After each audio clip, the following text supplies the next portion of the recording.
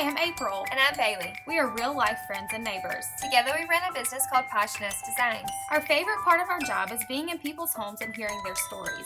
As we became inspired by these stories, we wanted to share them with others. That's where the Nestled podcast was born.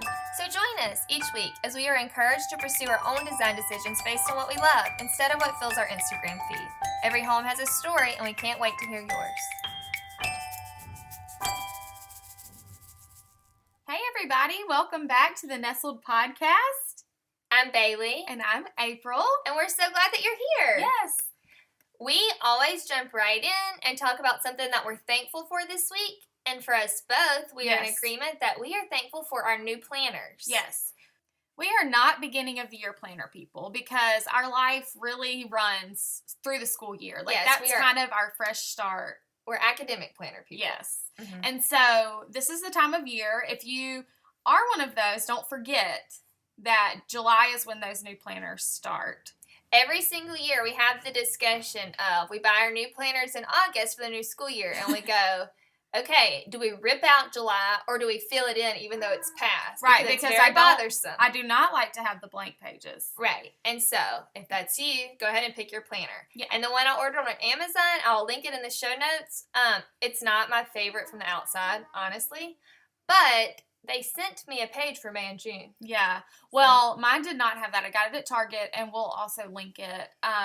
They are not giving me May and June pages, but what I'm going to do is I'm going to cut May and June out of mine from this previous year and go ahead and put it in because I got a little lax on my calendar and I just need a fresh start. So I'm going to tape May and June in the beginning so that we can start this summer off fresh. Everybody knows we are working so hard to get ready for the summer. We are trying so hard.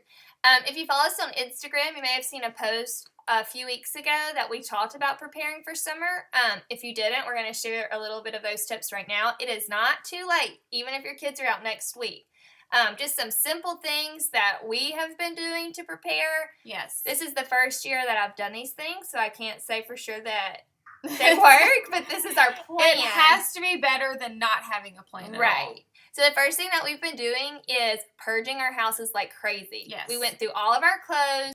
We personally are back down to capsule wardrobes for everyone, but if that's not you, that's okay. I would say go ahead and take all the winter stuff. Yes. Make sure it's all clean, not stuffed in the corners of their closets or whatever.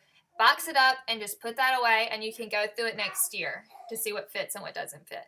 Also, as you head into summer, it's a great time to purge toys. And if you have it in the budget to buy some new summer things, that's a great time to replace some things that you already have. And if you don't, that's okay too. You're going to spend a lot of time, hopefully, in the pool and outside. And so go ahead and box up some things, even if it's just planning a toy rotation for the summer, so that that's not something that you're fighting all summer long. And it's a great time to donate as well. Speaking of new planners, another tip that we have is go ahead and think through your schedule now. If you have certain things, certain days of the week, go ahead and map that out on your planner or on your calendar if you have a calendar on the wall that the kids can see. Another thing is if you don't have something like swim team that takes up your time on certain days of the week, go ahead and map out what is around you locally. For us, on Tuesdays, our movie theater does dollar movies. Mm-hmm. So we're going to go ahead, have that on the calendars. We've already told people if they want to come with us. It's a very easy invitation to give. Right. It's very inexpensive. Also, check your local public libraries. Mm-hmm. There's usually summer events going on there. The Museum of Art here does art classes in the summer. And so just check out what's going on around you and make a plan. The other thing about scheduling, I would say, is for my kids, we make a schedule of the day. Mm-hmm. It doesn't have to be rigid, but as far as we have snacks at these times, we are going to eat meals at these times, and we have it posted, and it just cuts down a lot on the questions that they ask me throughout the day and the constant asking for food. I don't know if that's a problem at everyone else's house. It is here. But the always, I'm hungry, I need a snack, they know that at 10:30 you can have a snack, and at 2:30 you can have a snack, but no other times of the day can you have a snack. Right. And it is summer, so be flexible and show some grace to your kids because they've been in school. But for us, we don't even get out of our typical school routine of sleep. Same. Just because it's really hard to get back into that. Especially with having swim team practice starting at 8 a.m. That helps. And then our last tip for summer, and it is actually one of my favorites, it's to go ahead and pick out like a chapter book or a series you can read aloud to your kids, even if you have older kids. Mm-hmm. We're in the process right now of reading through Chronicles of Narnia, and that will carry us through the summer. And we have older kids, but it's something that we do at night. And during the summer, we sometimes will do that in the afternoon after everyone's exhausted from being outside all day. It's just a really good way to regroup. We have been reading through Little House on the Prairie, but we're going to break from that this summer and go back to Pippi Longstocking, which we did last summer per my daughter's request. And then I know this sounds crazy, but my husband reads Harry Potter. Mm-hmm. And we don't, like, switch every other night. It's just if he's reading, he reads his thing. And if I'm reading, I read mine. And the kids love for it to change up. Yeah. And we also love to do a book or a series that has a movie that goes along with it. And when we finish with the book, we watch the movie and have a movie night and have snacks that go along with it or whatever. And it's been funny because the kids will always talk about what's different in the book versus just like the movie. adults do. Yeah. So that's a fun little something that you can do for the summer. So we hope you'll just take these and, you know, use what you need. Yeah. Leave what you don't. And just have a great summer with your kids. Yes. And I feel like if we go in with a positive mindset, if we're going to have fun with our kids this summer and we have a plan, then we're more likely to do that than to be frustrated the whole time. Right. So jumping right into today's interview, you're going to hear from Maghon Taylor from All She Wrote Notes. And she is adorable. We love chatting with her. It was another one of those times that we found a new friend. Yes. And we are so excited for you to hear all of her great advice. So. Yeah, we can't wait for you to hear this interview. Here's Maghon. Good morning, Maghon. How are you? Good morning. How are y'all doing? I'm doing good. We're good. Can you just go ahead and tell our listeners a little about yourself and your family? Sure. My name is Maghon Taylor. I am the she behind All She Wrote Notes, which is a calligraphy and hand lettering studio based in Elon, North Carolina, which is right in the middle of the state. And I am married to my middle school sweetheart and forever crush, Chris Taylor. I've had a crush on him since I was in first grade. And so it's so cool to be his wife. We're about to celebrate 3 years married, but about 7 years in a row together. Plus, if you go back and count all the middle school years, we got about a decade under our belt. Right. And then we have a little boy, Vance, who is 15 months old, and we've got 2 crazy doodles, Teddy Confetti and Gracie. Okay, so Maghon, one thing that we loved was seeing you talk about what you do with all of your mess-ups in your hand lettering business. So can you go ahead and just jump in and tell us about that? Of course. So I am a letterer. I'm an artist for a living. I'm writing every day, drawing every day, doodling, and everything is by hand. So this isn't digital. Like, you know, there's no erase. Like everything's in marker and paint, and it's what happens right there on the paper. And from very early on in my business, I would get frustrated, like making mistakes. I would draw something and spell it wrong, or I would kind of not really love the shape of the letter, or it would run together. And I was too cheap to throw my paper away. And so I would save it all in this little bucket. It was all these pretty colored cardstock and like all these different things. And I would save it in a bucket beside my desk. And I thought one day, what should I do with all this scrap paper? Like, I don't want to throw it away. And so I ran it through my shredder, and it created the most beautiful, colorful confetti that you have ever seen. I have always been a lover of confetti, like anything colorful, just anything like celebration, party. And so I started doing that, like really, really early on in my business. I started literally turning all of my mistakes into confetti. And then I would pack it up, like whenever somebody would place an order, I would sprinkle the confetti in their package. And so it was really just my calligraphy trash living a happier life. Like it was just moving on down the road. And I think like just throughout my business experience and just over and over again, I feel that God is reminding me that like that is what I'm put on this earth to tell people, is just to turn your mistakes into confetti, like whether it's in your life or, you know, in your past, like if stuff that has happened to you or things you've been through that just aren't fun, you know, and they're kind of mess ups and things you don't love, like you don't have to live in that. You don't have to be defined by that. Like God can use your mess to be your message, and just turning that into something beautiful and something good. I always tell people that confetti is trash, y'all. Like, I mean, that is like the scraps. Like, is the mess ups, like the broken pieces that nobody else wanted. But then when you repackage it, like it just really has a beautiful life. It's being used at celebrations and at big weddings and events. And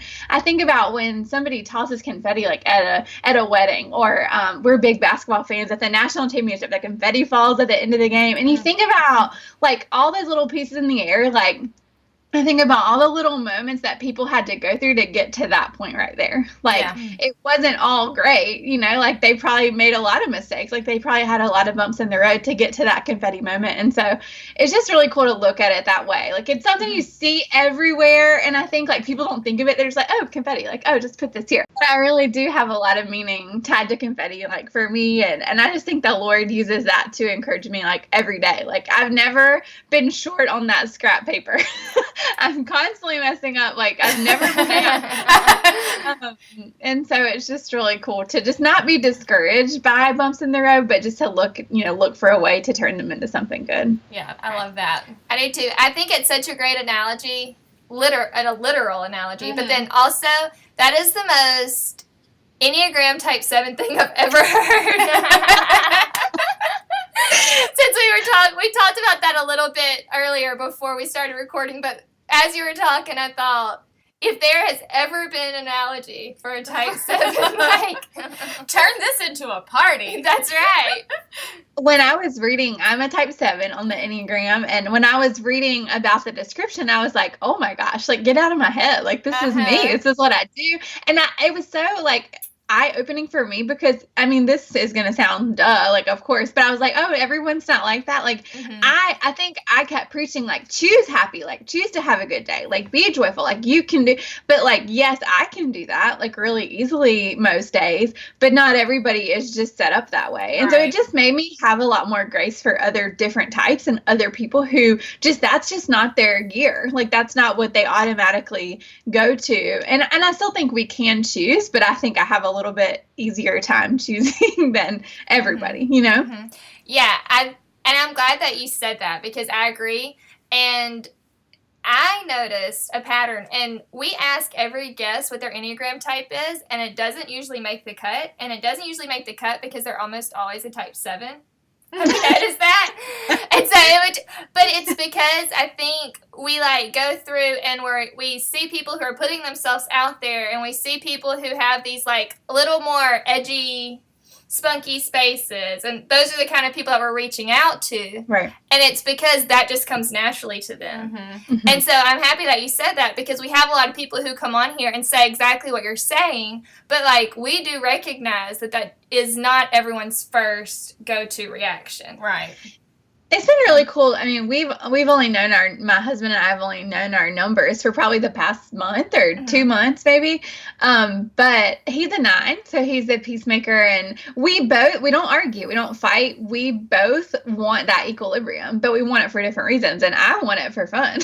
Can we just make up so that we can please go back to having fun? Because this is fun. This is not fun. So. Chris is like, I don't want to rock the boat. Like, I don't want to disturb my peace. Like, I don't want any drama. Like, but it's all about like his peace, not like and so it's so interesting to see like how that works like with each other and like in our dynamics. And, I mean, I could geek out on that kind of stuff all day, but, it's just really neat. And I've just been able to, I have found that I love and appreciate the other people in my life more for who they are and not for like who I would like for them to be and not for what I want to impose on them. That's me. I don't need to try to make them more like me. I just need to love them like right where they are and exactly like who they are. Right. So tell us what it is like to run a business from home. What are some pros and cons about having your business in your home? Because your business is upstairs in your house, correct? Yes, it is. Right now, I'm above our garage, so it's cool because it's a separate part of the house. Like, it's got its own, like, entrance. Like, I kind of feel like when I leave work, I really did leave work. Like, I don't come back up here. prior to moving to this house, we had I purchased a house before Chris and I got married that was only 3 bedrooms, and one and then 2 eventually bedrooms became my business. It just kept spilling into like other areas, and it was really hard to just be done. Like when you were done with the day, I couldn't leave it because I could still see it. And so here, I really like that it's separate, and I just kind of keep all the crazy up here, and it doesn't spill into the rest of our house. But pros and cons with working from home, I love like being able to see my little boy like in the morning. Like when I started my business, mom life was not even on my radar. Like I wasn't even engaged or like nowhere near any of that. And so I set all this up prior to, becoming a mom, and I'm glad that I did. I didn't do that on purpose. But it's really cool because I do get to see my son. He is home. We have someone here helping. It's actually my sister, which is really cool to have, my family, employed here with me, and it's like a blessing to her, but then a huge blessing to us as well. I love like the flexibility in your schedule, which I had more of that before having a kid in childcare than I do now. I think now I'm kind of back to the like these are your hours and you have to get it done during this time. I love just being able to sleep in and not have to commute. But prior to, I really loved my job that I had. I was working in event planning for my alma mater, so Carolina, go Heels, the college I went to. I worked there. But I was having to drive and commute and be in traffic and, just a long time there, a long time home. And I do not miss that at all. I also love just being able to get up and get dressed in something that like I want to wear. Like I do always put on clothes. Like I always put on a bra. Like I always put on shoes. Like I just want to feel ready for the day. I always brush my teeth, but I don't always like do my hair or my makeup. Usually it's like one or the other, not both. Right. And that's changed being a mom as well. So I don't have as much time to get ready in the morning, but I'm always changing clothes, changing out of something that I don't ever want to come to work in my pajamas. That just isn't me. I don't feel confident. I don't feel, fully on, if I'm not dressed. And so just being able to dress in colorful things, like for the last probably 7 months of my job, I was pretending that colorful jeans were work pants. Like I would just I just would do it and like wear jeans and like a blouse, but they were jeans. Right. they were not work appropriate, but I just like, this wasn't what I felt like wearing. And so I definitely like broke the rules there. So I like that part of it. Cons, I think like I said, just like you're always, when you own your own business, I think that you're always on. Like you don't really take off. Like it never leaves your mind, even when you leave the room or you leave the space. Yes. Stuff is just constantly popping into your head, like that you need to do, or emails, or texts, or not Twitter. Good Lord, I haven't been on Twitter in forever. DMs, like messages, and so my phone really is just like my biggest like chains. Like it keeps me, engrossed in business. But I've really tried to make an effort to just sort of disconnect from that as well. So like just certain hours, like I'm not on, and I leave my phone in the kitchen charging overnight. I don't bring it into the bedroom, and I think I changed that. That was like a big goal for 2018 for me. So I started in December and I haven't brought it in there since. And so just knowing like when I go to bed for the night, it stays out there. I'm not laying there scrolling. It's not the first thing I see when I wake up. And that has changed a lot for me. Also, just our marriage, too, just like not laying in the bed scrolling like before. Chris works third shift, and so he's not here at the same time as me during the week, but we're together on the weekends. And so I just want to always make the most of that time. And then with Vance, like I want to have my phone to be able to record videos and to take pictures, but I don't want to feel like the pressure to share all that or to like post it right away. And I do share a lot about him, but it's not ever live. Like I usually will put my phone on airplane mode when I'm like mom zone. Like I'll do that so you can still take the pictures and you can still record the videos, but you can't post them. Like you don't have internet, you're not getting notifications or text or calls.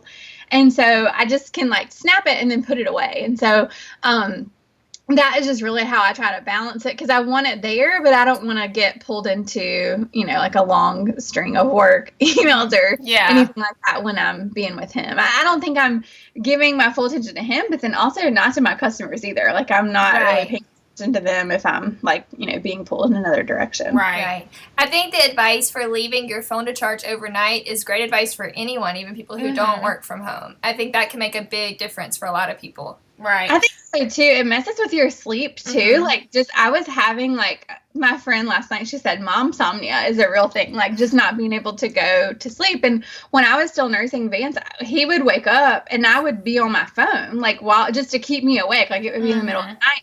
And then he would be so easy to lay right back down and go to sleep. And then I couldn't go to sleep. I would still be up. Like with that blue light, they say it like keeps you, like jazzed or whatever when you resting. And so I just had to get it out. And I have slept so much better.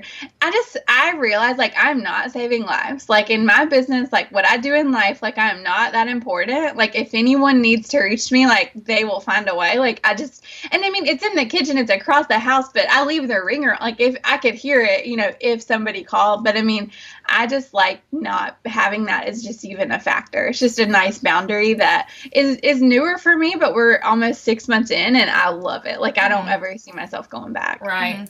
The other thing I thought was great advice that you gave, and it not just for someone who works from home, but for stay-at-home moms, I think that it's great advice to get up and get dressed. Whenever I was a stay-at-home mom, and I also homeschooled my kids, a friend and I had this conversation many times about how much more productive you are if you get up, you put on clothes, you brush your teeth, and you put on shoes. For whatever reason, if you put on shoes, you're far less likely, and she always said you need to put on shoes with ties.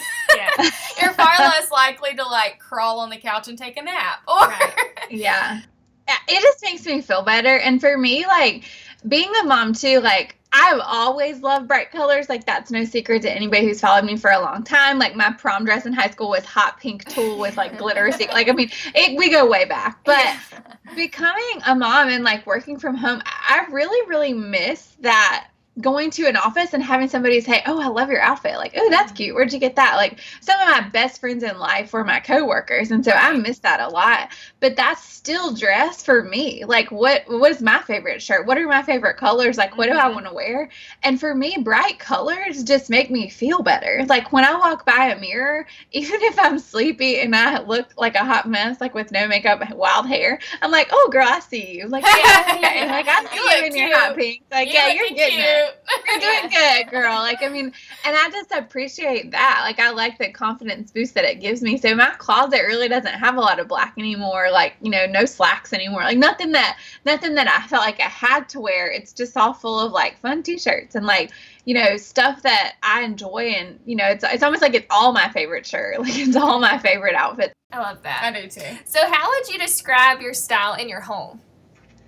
So it's funny because up here where we are now is my studio. So it looks like a dorm room. Like I'm almost 32, but it's like pink and teal and colorful and it's a lot of white, but a lot of pops of color. But the rest of our home, there's a lot of black and white. So I wouldn't say farmhouse, but more along those vibes. I love some Joanna Gaines. I love Fixer Upper, but I don't like chippy. So it's like black and white, but it's clean or it's new or repainted or refurnished. And so our kitchen, just like throughout the whole entire house, that black and white palette is kept up. And then we've got like a little bit of color here and there just throughout. One of our favorite, we love Carolina blue. So we're big Tar Heel fans. So we've got some Carolina blue and then some mint, like an aqua, like minty too. We have so much of that Chris is like, please don't buy anymore. Like we know that. We recently just changed our bedroom, our bedspread. Like we had white for years, and I had white all the way back to when I had my first apartment. Like I just loved the white linens, like, but with 2 dogs and then a baby, like the white was like yellow, like it wasn't white anymore, and that was gross and it was making me sad. And so I bought a blue one. Like I just bought a blue bedding, and it brightens the room. Like it's a bold color choice for us, but it's just really fun and it doesn't feel dirty. It probably still is. I mean, clearly same dog, same baby, but I don't feel that like, stress that it's not the right color or stains don't show up as much. And, just keeping it washed and stuff like that's easy, but not having to, worry about mixing it with colors or anything like that. But I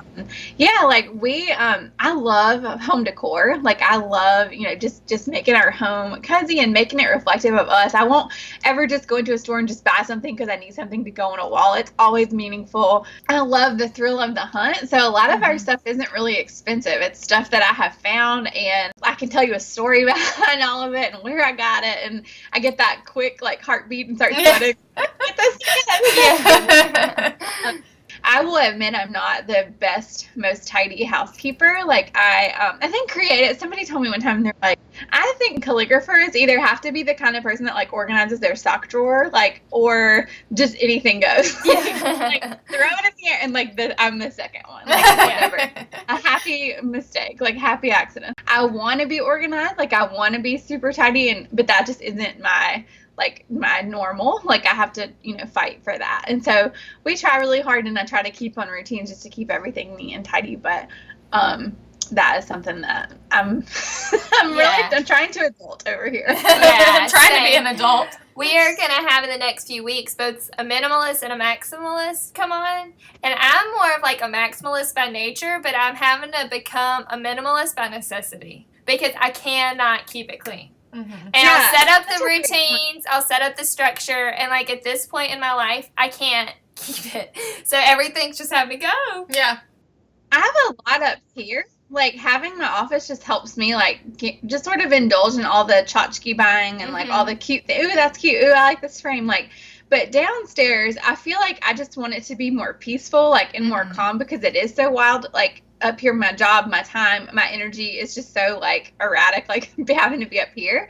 But then downstairs, I just want to be able to take a deep breath, and like, okay, like, and so I do find that like our decor downstairs has become more and more minimal. But I think having a 1-year-old who's pulling things off shelves and throwing them in the floor, like that probably plays into that design decision as much as anything. Yeah. But I really like it. I like the look of the clean tables and the clean countertop, and I have stuff in closets. My friend Emily Lay wrote A Simplified Life, and so I've read that twice and just tried to like go through and apply a lot of her tools and techniques just to declutter and just donate stuff that is no longer serving me and that somebody else might love more than I do, and that can bless them in a way. Has been really fun. But I like having my space that just anything goes, but then it's like I just think about everybody else in the household, like in all the other rooms. One of the things that you said in describing your style that I think is something that we should bring out, but it's something that we try to tell people often, is when you're talking about your bedding and you said, and it just didn't make me happy, and it made me really sad, or and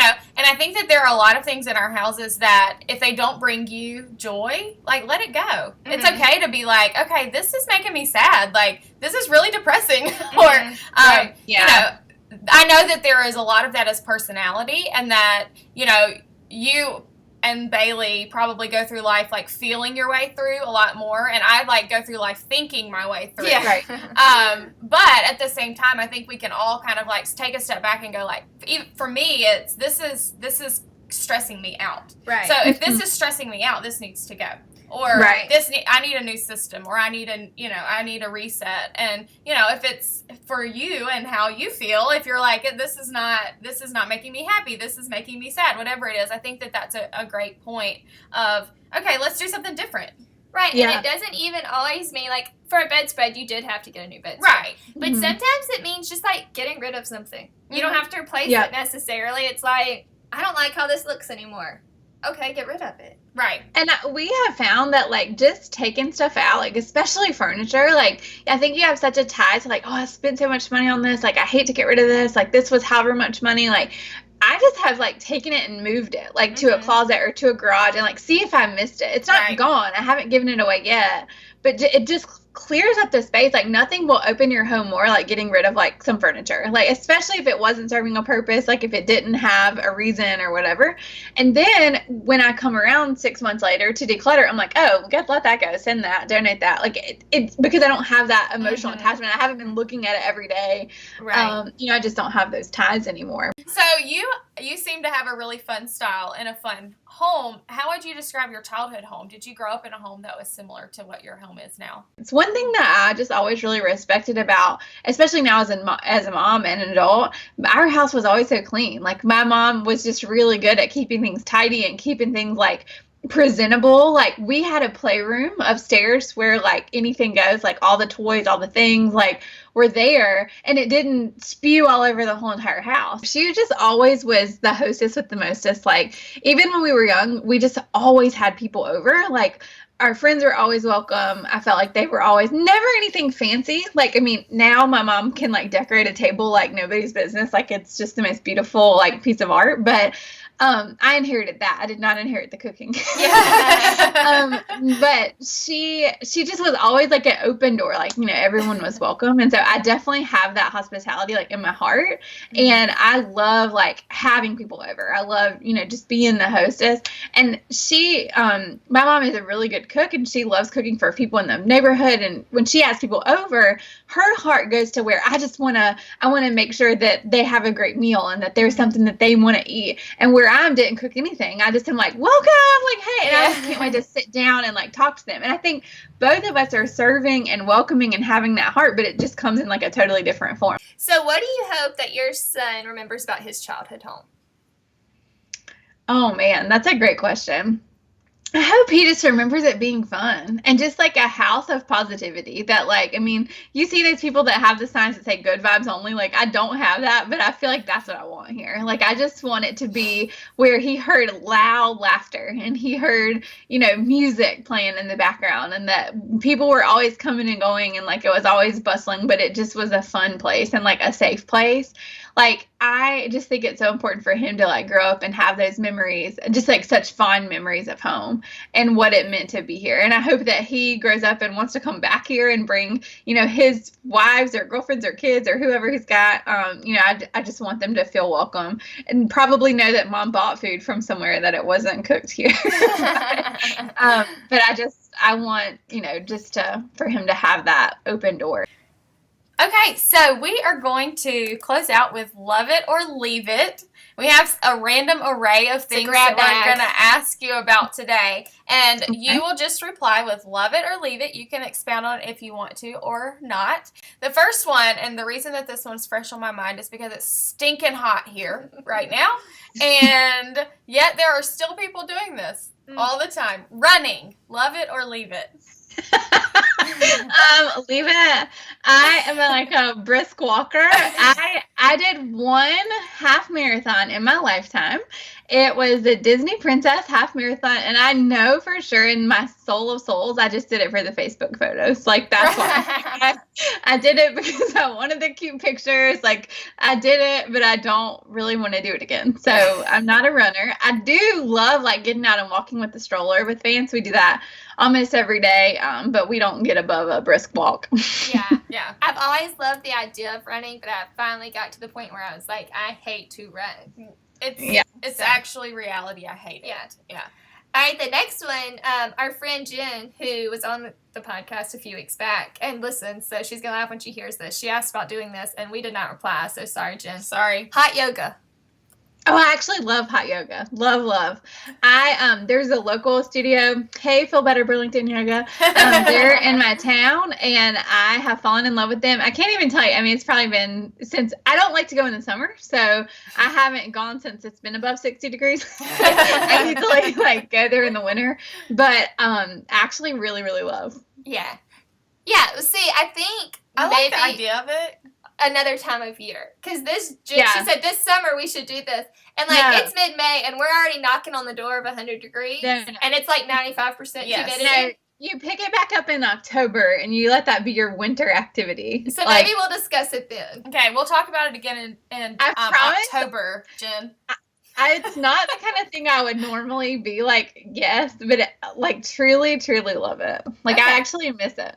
Okay, well, I think I will pass out, but we'll talk about it again in October. Okay, so on a fashion topic, knee-high boots. These were really in this past fall, and I want to know your feelings. Like with jeans? No, like with skirts or jeans, but like the ones that are like above your knee. Oh. No, because I like my legs and like to show them off. There you go. Leave it. Perfect answer. Yes. Very 7 of you. Yes. Don't hide my sense, okay? That's right. We know we want to highlight. Okay. African decor. What is that? Like African masks and like the colors. Oh. No. Leave it.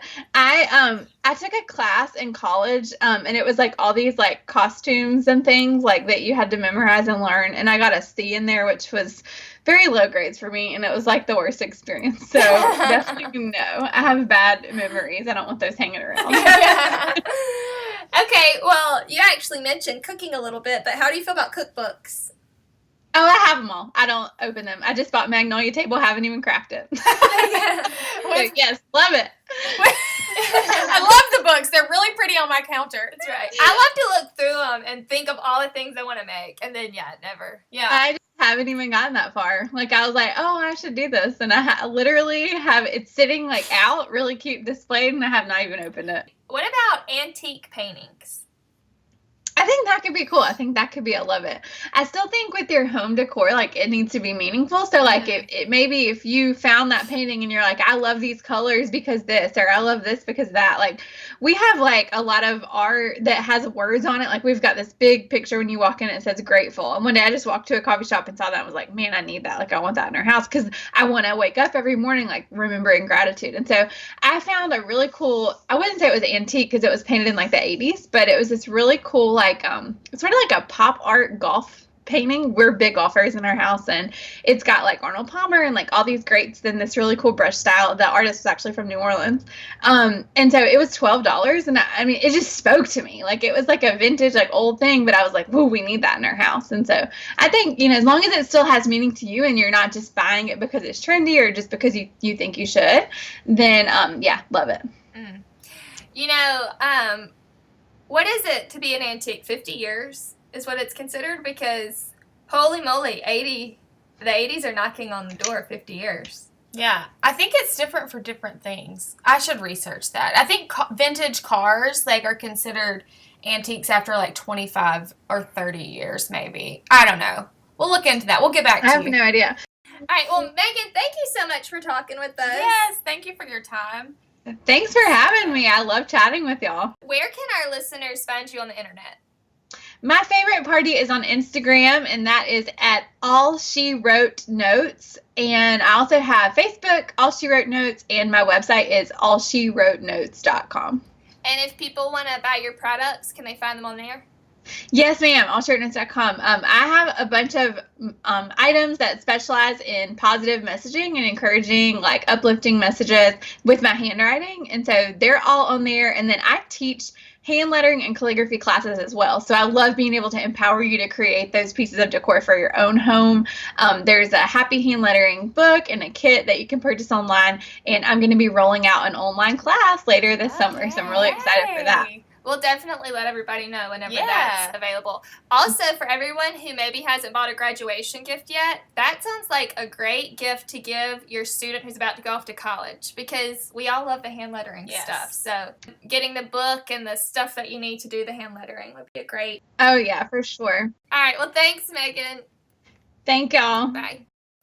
I'm so glad that we got to talk with Megan. I'm going to remember her analogy for confetti for a long time. And I'll probably use that with my own kids as they get older, because I think that's something that they'll be able to grasp at a young age, and it's just fun. It's a fun tool to use. Yes, and I loved her talking about her childhood home and how her mom served people, and one of the ways that her mom served people was preparing great food for them, but that is not her gift. And so she serves people by having them in and being entertaining and being excited to see them and carrying the conversation. And I just love that we can all look at that and go, just because my gifts are not like your gifts does not mean that I can't love people, that I can't serve people, and that I can't have them in my home just because it doesn't look like what someone has built up in their mind about what hospitality looks like.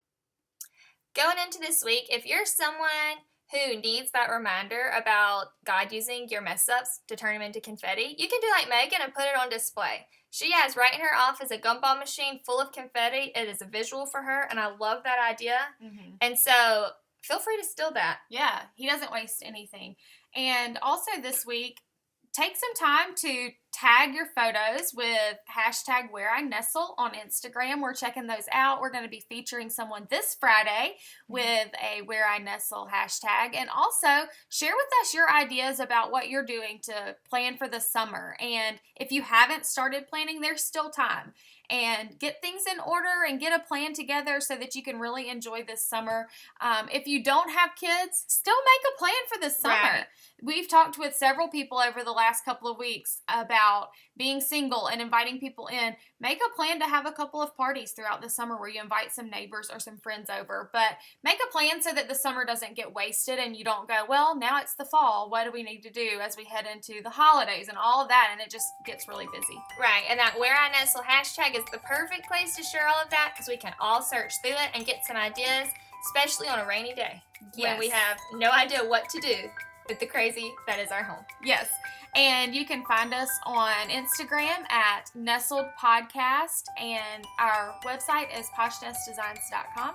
We're so glad that you guys joined us again this week, and we can't wait to talk to you next week. Bye. Bye.